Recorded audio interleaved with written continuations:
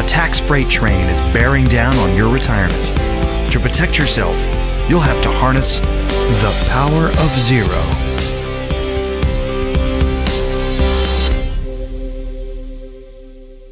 Hello there, and welcome to the Power of Zero show. This is David McKnight. I am the author of The Power of Zero.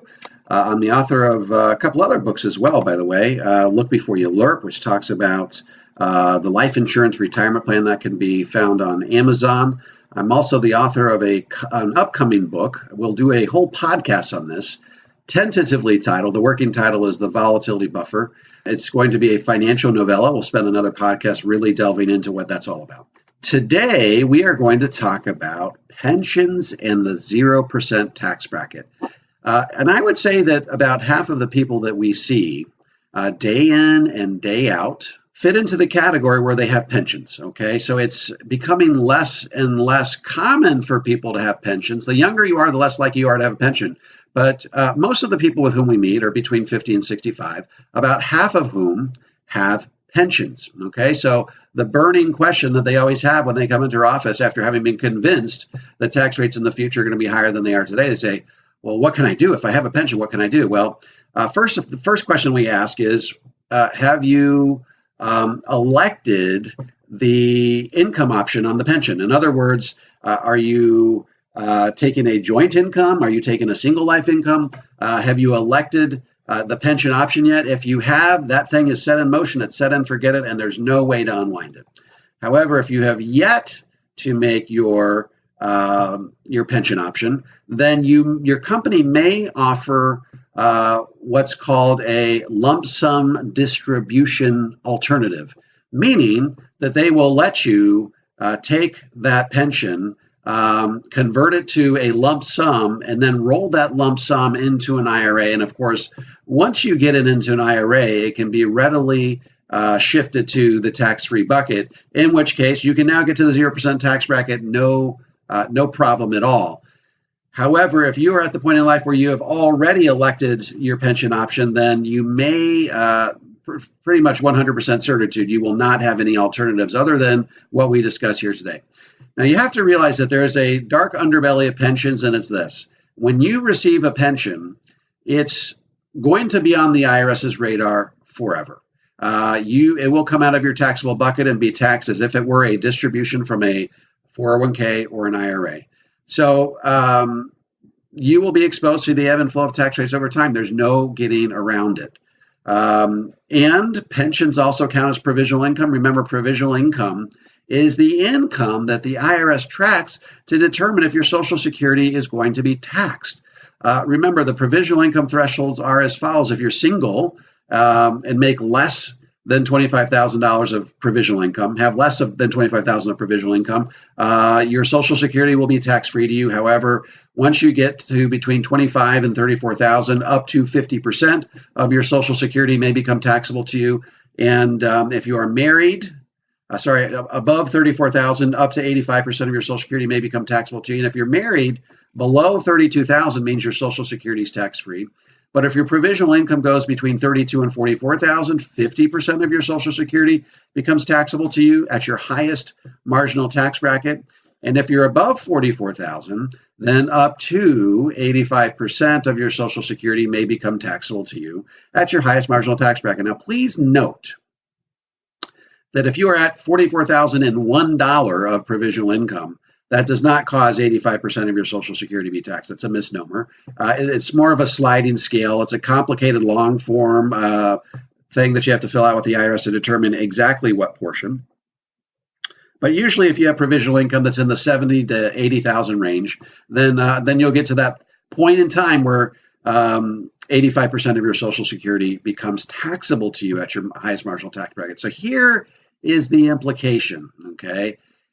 If your pension is big enough, when coupled with one half of your Social Security, it will almost certainly push you over that $44,000 threshold, where 85%, up to 85% of your Social Security can be taxable, and it may even cause your Social Security, the full 85% of your Social Security, to be taxed. So, what can you do about that? Well, You can't do anything except for worry about the things that you can control. Don't worry about the things that you can't control. So that's the sort of the dark underbelly of having a pension. It's the upside is that it's great to have a consistent stream of income until the day you die. You're never going to have a point in time where you're not going to have money,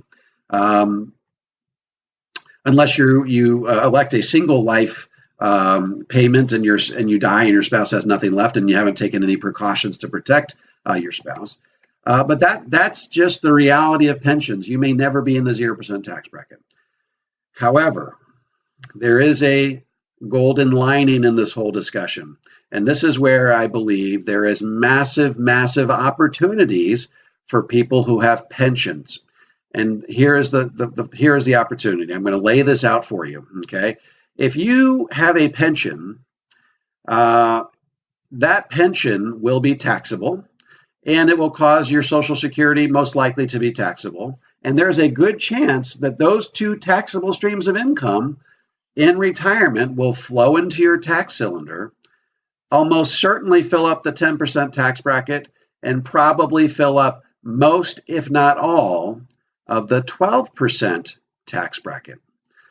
What does that mean? That means that any distributions that you take out of your tax-deferred accounts, like IRAs or 401ks at that point, will flow right into your tax cylinder and be piled right on top of all that other taxable income, which means that it will probably be taxed at the 22% tax bracket, or whatever the future equivalent of that 22% tax bracket is.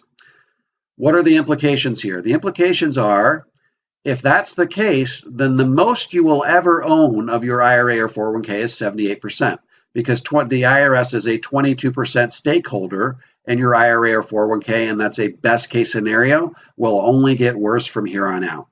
So if the best case scenario is that the IRS owns 22%, and that number could go up at any point, what does that mean? Well, that means that you should take a strong look at what your tax bracket is today during your working years. Why? Because if you're in a 22% tax bracket today, and you're going to be in a 22% tax bracket in your retirement, then why would you let a single year go by where you're not maxing out your 22% tax bracket through Roth conversions? I'll give you an example.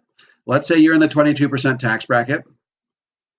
Your line 43 on your income is, on your tax return, that is $100,000. That means that you have it's $100,000. You have $65,000 before you hit the 24% tax bracket. Okay, because the 24% tax bracket begins at $165,000.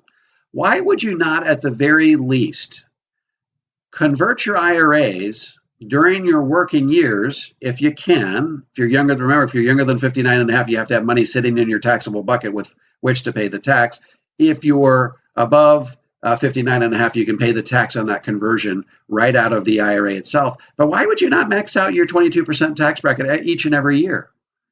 And by the way, the 24% tax bracket is only 2% worse, but lets you protect an extra $150,000 by shifting it to the tax-free bucket by way of a Roth conversion. Remember, the 24% tax bracket goes from $165,000 all the way up to $315,000. Okay, we will look back 10 years from now at the 22 and the 24% tax bracket and say, "Man, that was the deal of the century. Why did I not convert more money over to IRA, Roth IRAs while those tax rates were on sale, while they were historically low?" So remember, even if you don't think the tax rates in the future are going to double or be dramatically higher than they are today, we know this. Come January 1st, 2026, that 22% tax bracket becomes the 25% tax bracket. The 24% tax bracket becomes the 28% tax bracket. So there will still be, in this situation, if you have a pension and taxable Social Security in retirement that consumes the 10 and 12% brackets in your tax cylinder, we still know that there is historical opportunity because the 22 is better than 25, and the 24 is better than 28. So this is the huge upside that you have when you have a pension. You have way more certainty in terms of what your tax bracket is today versus what it is in the future, and you have more certainty that you will not have buyer's remorse by paying taxes at these tax rates. Okay, that's not something necessarily that everybody else can say that don't have pensions. If you have a pension, you're currently in the 22% tax bracket. You're going to be in the 22% tax bracket when you retire. I'll repeat it. You should not let a year go by where you're not maxing out the 22% tax bracket and probably venturing into the 24% tax bracket. If you're comfortable with the 24, hey man, max that thing out, because really in the big scheme of things, where tax rates are headed, 2% is not all that bad. And remember, 24% is still better than the 22% alternative in 2026, which is 25. So 24 still beats 25. So you don't have a lot to lose if you find yourselves in that situation. So I think that's a pretty big upside if you have a pension. That's a pretty big upside because you have some certainty when it comes to these important asset shifting decisions like doing Roth conversions. Again, if you've already begun to take your pension, then this is a really well. If you've already begun taking your pension, you're already in retirement, and you really, if you're already in the 22% tax bracket, it makes a ton of sense to be shifting money each and every year. If you are working and find yourself in the 22% tax bracket, it makes a ton of sense to start maxing out these tax brackets. So that's the show for today. Of course, if you have any questions, you can reach out to me at davidmcknight.com. That's DAVIDMCKNIGHT.com. And in our subsequent episode, we are going to talk about the volatility buffer. We'll talk about my new book that's coming out probably in the next 2 months, and we will get you excited about that. Thanks for spending some time with us today, and we will look forward to seeing you on our next show. Thank you. Talk to you soon.